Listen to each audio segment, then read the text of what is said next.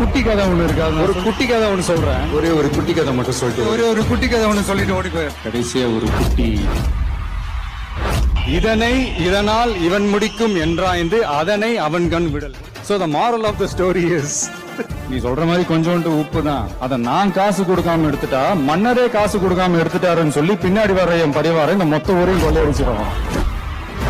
வேண்டியவன் வேண்டாதவன் இதெல்லாம் விட்டுட்டு திறமைக்கு மட்டும் முக்கியத்துவம் கொடுத்து ஆளுங்களை கரெக்டா செலக்ட் பண்ணீங்கன்னா எவனை எங்க உட்கார வைக்கணுமோ அவனை அங்கங்க கரெக்டா உட்கார வச்சுக்கணும். ஜெயிக்கணும்ன்ற வெறி இருக்கிற எல்லாருக்குள்ளயும் ஒரு போட்டியாளர் இருக்கணும். அந்த போட்டியாளர் நீங்களா தான் இருக்கணும். Kill them with your success, bury them with your smile. உங்களுக்கு நீங்க தான் எதிரி, நீங்க தான் போட்டி, நீங்க அடுத்தவங்களெல்லாம் அந்த மாதிரி பார்க்கணும்னு அவசியமே இல்லை. அப்போ உங்க உயரம் என்னன்னு உங்களுக்கே தெரியாம போயிடும். Compete with yourself, only that will make you better.